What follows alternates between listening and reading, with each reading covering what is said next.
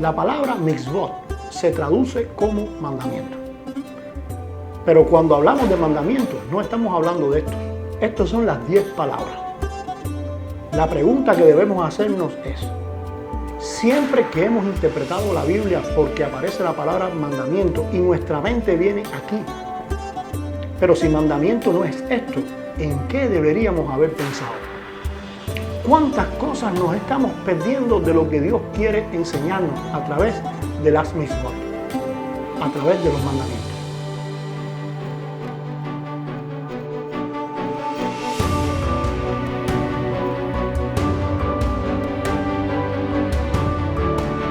Uno de los grandes dilemas que ha tenido el cristianismo es tratar de entender la Biblia a partir del contexto del que lee y no a partir del contexto del que escribió. Este es un texto con una verdad que hace reflexionar mucho. ¿Cómo es posible pensar que hay que tener fe sin entender la Escritura, sin conocer la Escritura, si la fe viene a partir de lo que tú conoces de Dios? Realmente la Biblia es un texto complejo. ¿Cuántas diferentes interpretaciones acerca de un mismo texto? El contexto cultural en que se escribe un texto va a definir gramaticalmente a dónde apunta la palabra. Comúnmente oímos decir que un texto fuera de contexto se convierte en un pretexto. ¿Pero realmente se conoce el contexto bíblico? Hola, yo soy Liber Ayala y hoy te quiero hablar de las mitzvot. Nos encontramos en el 5º episodio de esta 4ª temporada de la Biblia Bien Leída. Hemos estado hablando de las mitzvot, que es la palabra hebrea de donde se traduce casi siempre la palabra mandamientos. Hemos visto que mitzvot no se refiere a aquellos 10 que mal traducidos le llaman mandamientos, porque aquellos en realidad son las llamadas 10 palabras. Mandamientos apunta a otra área. Es todo lo que se debe hacer o no hacer por aquellos que no son transgresores de la ley. Estas mitzvot, o sea, mandamientos, abarcan acciones para el individuo, para la familia, para la sociedad e inclusive para la creación. En el episodio anterior vimos que Jesús enseñó que la vida devocional, que es representada por la declaración de fe, que en hebreo se le conoce como Shema, es la más importante de todas las cosas para hacer. No es que sustituya todo o que haciendo el mandamiento del devocional no necesitamos de los demás, sino que de la vida devocional va a depender todo el resto de las mitzvot. Por eso es que dicen que de ellos depende la ley, no porque dependa la ley para hacer, porque, como hemos dicho, de las transgresiones solamente se puede liberar una persona cuando a partir de la obra salvífica, a partir de la gracia, a partir de la acción divina del Espíritu Santo en el corazón de la persona, pues se sale de la transgresión. Sino que a partir de el devocional y de la declaración de fe que parte en ese devocional, todo lo que encierra el devocional, pues eso va a ayudar a entender, y por eso depende de ella todo el resto de la ley, porque nos va a ayudar a entender, nos va a preparar el corazón, va a abrir la puerta para poder cumplir o poder vivir en lo que Dios dice que se debe hacer y lo que Dios dice que no se debe hacer. También vimos cómo para el tiempo de Jesús los fariseos, principalmente ellos, porque no es que las demás sectas no lo hicieran, pero ellos habían fabricado toda una plataforma que explicaba cómo hacer las mitzvot, no tan solo en la vida regular de la secta, sino inclusive lo que se hacía en el templo, todo estaba calibrado por la visión o la perspectiva farisea. Así que esta plataforma formaba parte de lo que en la temporada anterior y en esta hemos mencionado, que es la ley oral. Ahora, esa parte, dentro de la ley oral está constituida por varios elementos, y dentro de esos elementos está lo que se conoce en hebreo como la alajá, que la palabra alajá se traduce como camino, se traduce como andar, como conducta, o sea, es la forma de tu comportarte. Entonces, cuando en la mentalidad bíblica se menciona la palabra camino, no siempre se va a referir a una actitud o a un destino para creer, sino que mayormente se va a referir a la conducta de aquel que desea obedecer a Dios. Veamos algunos ejemplos textuales donde esta palabra, en su uso más natural, nos va a mostrar cómo ella apunta específicamente a la conducta humana. El Salmo 26:11 dice: mas yo andaré en mi integridad, redímeme y ten misericordia de mí. Aquí vemos que no es simplemente andar, ¿verdad? Porque conjugada con la palabra integridad, lo que le hace es resaltar como un andar de conducta. El Salmo 86:11 también dice: enséñame, oh Señor, tu camino, andaré yo en tu verdad. Aquí tampoco es un simple andar, porque es la conducta o el actuar a partir de la descripción que hace la verdad. En Primera de Reyes 3:14 dice: y si anduvieres en mi camino, guardando mis estatutos y mis mandamientos, como anduvo David tu padre, yo alegraré tus días. En este tampoco se refiere a un viajar, sino que ha de ser guardando los hukim y las mitzvot, como lo había hecho David su padre. Es así que el mensaje de la escritura hebrea es que hay que andar por un camino, que no es solamente el que conduce a Dios, sino mucho más específico, el que identifica a los hijos de Dios. Pero como ya dijimos, en el tiempo de Jesús, los fariseos habían codificado ese camino según su propio parecer, y todo el que no hacía como ellos dijeran, quedaba sentenciado, quedaba expulsado de Israel, el Israel que ellos habían concebido cómo debía ser esa nación, como si ellos fueran los dueños de la nación. En medio de esta proyección farisea y de esta presión que ellos estaban ejerciendo sobre la nación con su perspectiva de los mandamientos, entonces en medio de eso comienza Jesús a chocar con ellos, porque su andar, su conducta, como dijimos, su camino era diferente completamente al de ellos. Él hacía las mitzvot de una manera diferente, o dicho con las palabras de ellos mismos, como con una autoridad diferente. Por eso le van a cuestionar y tratarán de ponerlo contra la pared en muchas ocasiones, hasta inclusive llevarlo a la cruz. Veamos un texto que describe perfectamente este choque entre el camino fariseo y el camino de Jesús. En Marcos 7, del 1 al 5, dice: se juntaron a Jesús los fariseos y algunos de los escribas, que habían venido de Jerusalén, los cuales, viendo a algunos de los discípulos de Jesús comer con manos inmundas, esto es, no lavadas, los condenaban. O sea que, como dijimos, los discípulos tenían un camino diferente, y Marco va a señalar esa diferencia con referencia a este mandamiento específicamente de lavarse las manos, como ellos lo habían instituido. Y fíjense, por eso dice que los condenaban.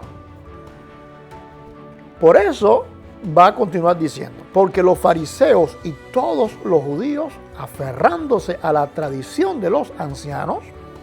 ¿Qué son esas tradiciones? Pues la alajá propia de ellos, el camino que ellos habían convertido en ley. En este caso, ellos, si muchas veces no se lavan las manos, no comen.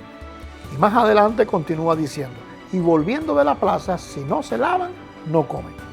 Ahora, fíjese cómo ejemplifica con algunos detalles para señalar que la lista de ese camino diseñado por los fariseos es mucho más larga. Y otras muchas cosas hay que tomaron para guardar, como los lavamientos de los vasos de beber y de los jarros y de los utensilios de metal y de los lechos. Le preguntaron pues los fariseos y los escribas, ¿por qué tus discípulos no andan conforme a la tradición de los ancianos? Quizás si este texto hubiera llegado a nosotros en hebreo, habría dicho, en vez de nuestras tradiciones, nuestra alajá. Tiempo después, esta forma de proceder, este camino que Jesús enseñó y que él vivía, los apóstoles también cuidaron de transmitirlo. Y lo hicieron de una forma íntegra, como mismo ellos lo habían recibido del Mesías. Por ejemplo, veamos cómo Pablo enseña a sus discípulos. Por tanto, os ruego que me imitéis. O sea, que debían continuar haciendo lo que él ya hacía, ¿verdad? Por esto mismo os he enviado a Timoteo, que es mi hijo amado y fiel en el Señor, el cual os recordará mi proceder. Que claro está, hay que enseñarlo porque es diferente y nuevo por ser el del Mesías, por ser el que Cristo enseñó. Por eso dice, de la manera que enseño en todas partes y en todas las iglesias. Es decir, que todos los discípulos de Pablo tenían un patrón de conducta, un camino que era una imitación a Pablo. ¿Y por qué a Pablo y no a Jesús? Pues porque ellos no conocieron a Jesús y su referencia más cercana era la imitación del apóstol, que él lo hacía a su vez, que era imitar a Cristo. Entonces no era que cada cual entendía en la iglesia y expresaba el cristianismo como quisiera. Yo creo y nadie se puede meter en mi corazón y yo hago las cosas como yo entienda que deben ser, sino que cada quien, bajo la perspectiva paulina y de los demás apóstoles, trataba de imitar estrictamente a Cristo. Y por eso fue que a ellos le llamaron cristianos, porque imitaban a Cristo. Debemos entender que este camino, no por ser nuevo para muchos, dejaba de ser viejo. Pues si Jesús es el verbo encarnado de Dios, las palabras que oyó Moisés allá en el monte Sinaí venían directamente de él mismo. Este camino era el correcto porque no se basaba en la interpretación humana de las mitzvot, sino en la enseñanza directa del propio verbo encarnado. Pero mucho antes de que ellos se llamaran cristianos por imitar a Jesús y la gente ya identificaban a Jesús con una forma de actuar diferente, antes que la gente pudiera hacer eso, ellos se llamaron el camino o los del camino. Porque aunque la persona no conociera que había venido Jesús y que Jesús hacía cosas diferentes, pues simplemente de verlos a ellos ya sabía que estaban haciendo los mandamientos muy diferentes al resto de la nación que habían sido enseñados, o por lo menos se les exigía en las sinagogas y en los lugares públicos la forma o el ritualismo fariseo. Veamos algunos pasajes que denotan a la iglesia identificada con el camino o forma conductual de Jesús. En Hechos, capítulo 9, del 1 al 2, dice: Saulo, respirando aún amenazas y muerte contra los discípulos del Señor, vino al sumo sacerdote y le pidió cartas para las sinagogas de Damasco, a fin de que se hallase algunos hombres o mujeres de este camino. O sea que su forma de identificarlos era no era tanto lo que ellos confesaban que dijeran, porque pudieran ellos, o sea, tú no puedes ir por en qué tú crees, en qué tú crees, en qué tú crees. Pero desde el momento en punto en que él veía que estaban haciendo determinadas acciones que no eran las que él conocía, porque recuérdate que él fue criado a los pies de Gamaliel, fariseo de fariseos. Enseguida tenía una vista rápida, ágil, para notar cuando una persona no se comportaba de la misma forma en que ellos habían legislado en su tradición oral que se debían hacer las cosas.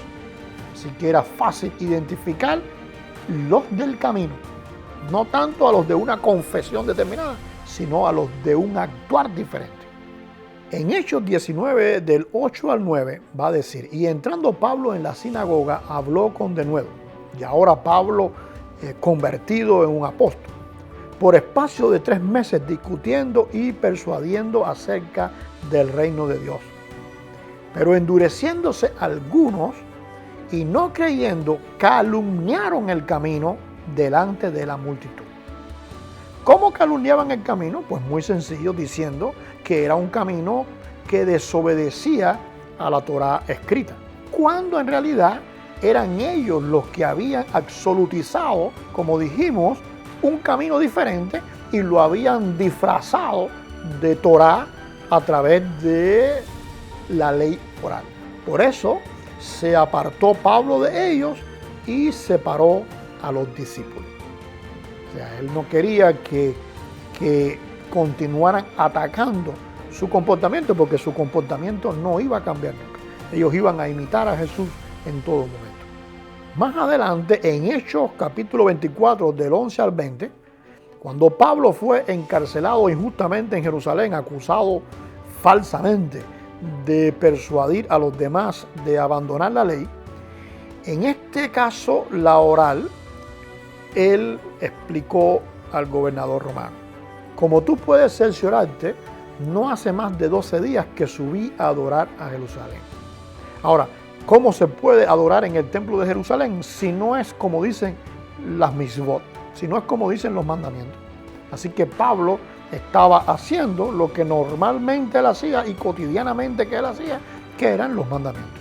No hay otra forma. Lo que sucedía era que les molestaba a estos personajes en el templo que no lo hiciera, que lo que él estaba haciendo no fuera exactamente como ellos tenían estipulado en su alajá.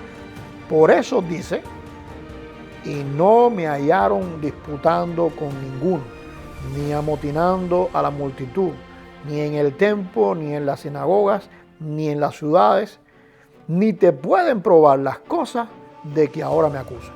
Ellos no podían probarlo porque para eso necesitaban que la Escritura dijera claramente en qué estaba fallando Pablo. Ahora, lo que Pablo no estaba haciendo era lo que ellos decían en el camino que ellos tenían.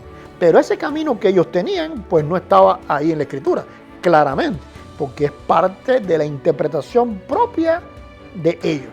Así que no podían acusarlo. Y él continúa diciendo: pero esto te confieso que según el camino que ellos llaman herejía, fíjese que él le llama el camino, porque no puede haber otro que compita con él. No es un camino, es el camino, porque este ha sido trazado por el propio Dios. Por eso le hace especial, le hace único. Él va a continuar diciendo: así sirvo al Dios de mis padres, creyendo todas las cosas que en la ley y en los profetas están escritas. Porque no había contradicción ninguna entre lo que hacían ellos, lo que hacían los apóstoles, lo que aprendieron del Mesías y la ley escrita por Moisés. Hay una concordancia, una armonía auténtica entre lo que hacían y lo que decía la Escritura. Cuando vemos el actuar de Jesús, se traza un camino automáticamente que es único, porque es el que vivió Jesús. Y ese camino que se traza, que es único, podemos decir que es la correcta práctica, es la correcta interpretación, es el único modo de cumplir la ley dada a Moisés. De ahí se desprende que teniendo esperanza en Dios, la cual ellos también habrían, porque al final ellos habían creado toda esa alajá, todo ese camino para agradar a Dios, para tratar de hacer lo más correctas las cosas. Pero qué tremenda contradicción, qué traicionero es el corazón humano, que aún queriendo hacer eso, o sea, aún queriendo mirar en cada detalle de los mandamientos para no fallarle a Dios, fueron construyendo entonces todo un armazón, toda una plataforma de alajá, de camino, que llegaron a enamorarse de eso. Cuando llega entonces el Mesías, ellos están tan enamorados de lo suyo que van a atacar al Mesías porque ellos no quieren dejar eso que han creado. Fíjese ahora la comparación que Pablo va a hacer. Pasados algunos años vine a hacer limosnas a mi nación y presentar ofrendas. ¿No es esto lo que indican las mitzvot? Las ofrendas no es parte de las mitzvot, la limosna no es parte de las mitzvot. Estaba en ello cuando unos judíos de Asia me hallaron purificado en el templo. Mire, esto último es lo más grande que una persona podía hacer en el templo, que era la purificación, el rito del Nazareo. Y él lo estaba haciendo bien apegado a las mitzvot. Por eso terminaría diciendo, digan estos mismos si hallaron en mí alguna cosa mal hecha. O sea, que explicaran si él hizo algo que no fuera conforme a las mitzvot que señalan la Escritura. Pero como no las tenían, porque como dijimos, ellos no estaban allí para acusarle, simplemente no se presentaron, porque no tenían pruebas para presentar. Más adelante, el propio juez, viendo esa situación, va a decir, bueno, este hombre, si no hubiera apelado a César, estuviera libre. Pero como apeló a César, pues entonces tiene que ir allá a la corte. O sea que no hubo forma de hallarle a él un fallo, porque simplemente en este camino, que es el camino creado por el Mesías, nada contradice las mitzvot de la Escritura. De esta forma, como dijimos, quedaban definidos dos caminos, los cuales ya Dios había señalado que eso sucedería. Porque cuando alguien comienza a vivir los mandamientos a la manera de Dios, automáticamente la cizaña comienza a descubrirse. Y el trigo también comienza a descubrirse. Porque el falso camino va a quedar descubierto. El auténtico lo va a revelar. Más de 1000 años antes de Cristo, ya Dios había dicho al respecto. He aquí yo pongo hoy delante de vosotros la bendición y la maldición. La bendición, si oyeres las mitzvot del Señor, vuestro Dios, que yo os prescribo hoy. Y la maldición, si no oyeres las mitzvot del Señor, vuestro Dios, y os apartareis del camino que yo os ordeno hoy, para ir en pos de dioses ajenos que no habéis conocido. De esta forma quedaban descritos y advertidos los dos caminos. Uno que traería bendición, el otro traería maldición. A medida que el Evangelio se fue expandiendo, y como señalamos en la primera temporada, aquel veneno que tuerce el conocimiento genuino basado en la Escritura, a lo que la Biblia y los primeros apologistas de la iglesia llamaron la gnosis. Cuando recibió este concepto, todas estas personas con la gnosis en la mente empiezan a recibir este concepto del camino, lo van a tergiversar totalmente, limitando su significado de una forma más subjetiva, más abstracta, para así despojar a la iglesia de aquello que le hacía diferente en su conducta, en su forma de expresar la vida tan preciosa que Dios le había regalado. Como la gnosis bebía del pensamiento persa y griego, en donde camino era el sendero al inframundo, allá en la primera temporada hablamos de eso, ellos reinterpretaron y tergiversaron la enseñanza de Jesús, señalando al camino únicamente como el sendero para ir al cielo. Así Jesús se convirtió en ese camino, no para ser imitado y vivir correctamente las mitzvot, sino en el sendero ese abstracto para llegar al Padre, que es un sendero subjetivo a tal medida que es solamente un creer. Yo creo, ¿en qué creo? En Jesús, un Jesús descontextualizado completamente de su entorno, descontextualizado totalmente de la Escritura. Creo en ese Jesús y automáticamente ya ese es el camino. Eso es lo que heredamos de la gnosis. Con esto no estamos diciendo que Jesús no sea el único mediador entre Dios y los hombres, sino que para esa conclusión hay otros conceptos que no es necesariamente el concepto camino. Cuando se absolutiza esto, se absolutiza camino como simplemente el concepto de mediación, pues simplemente se pierde la identidad de actuación propia que identifica al cristiano. Jesús es la puerta como mediador, pero es el camino para ser imitado. Y mucho más profundo que eso podemos decir que solo Él hace posible andar por el correcto camino. Con esta nueva connotación del camino, la gnosis estaba extirpando del pensamiento cristiano la forma de andar y de comportarse según la enseñanza de Dios dada en las Escrituras. En dos palabras, la santidad al Señor. Tan fuerte y desastroso fue esto para la iglesia que dejó de llamarse el camino e inclusive el concepto mitzvah se perdió completamente, quedó sepultado como un simple lenguaje poético del hebreo.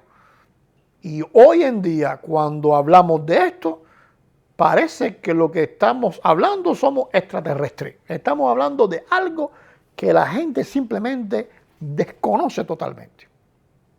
Eso heredamos de la gnosis. Es así que el cristianismo que vamos a ver en la historia es un cristianismo que va de aquí para allá, del legalismo al liberalismo, una especie de barco sin timonel.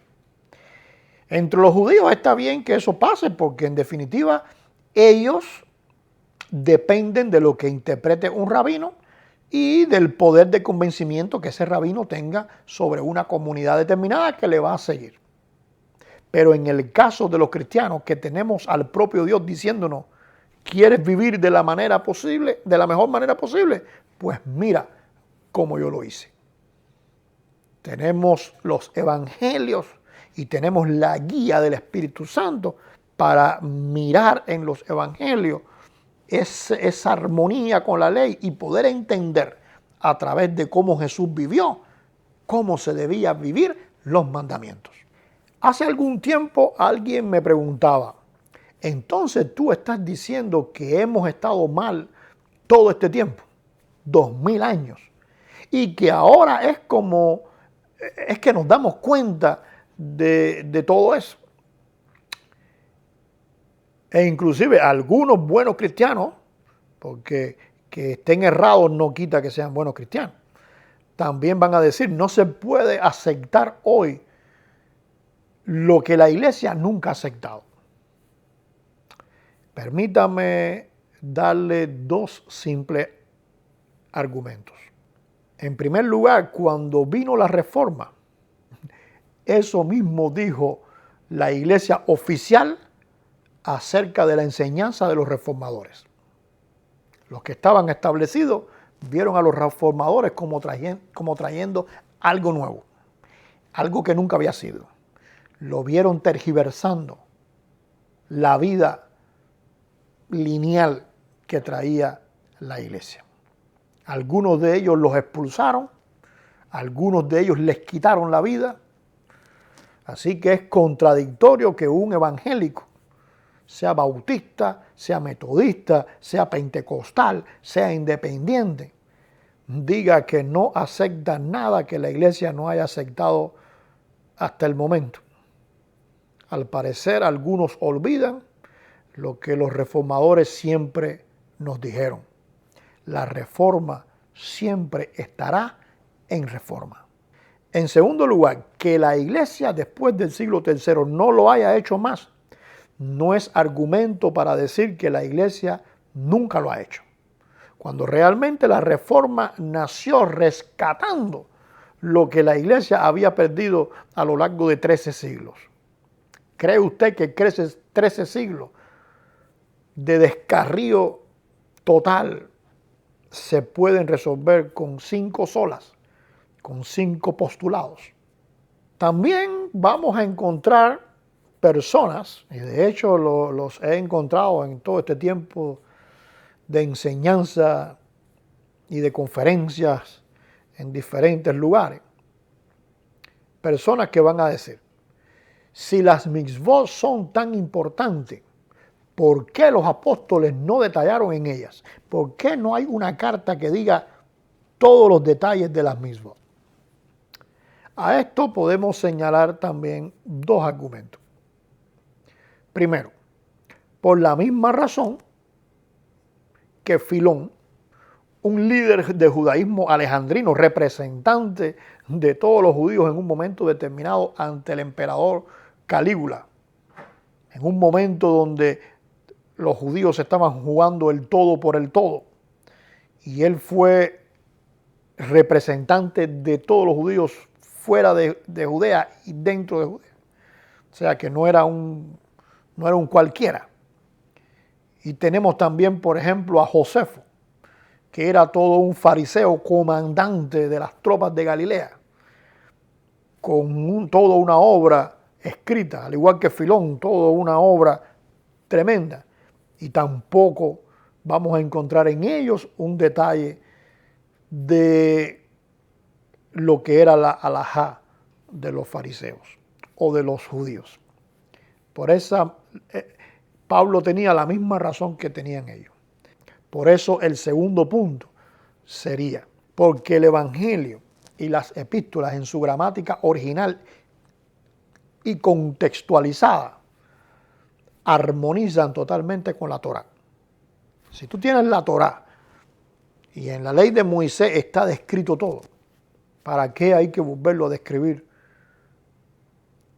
en el Nuevo Testamento o en los escritos apostólicos?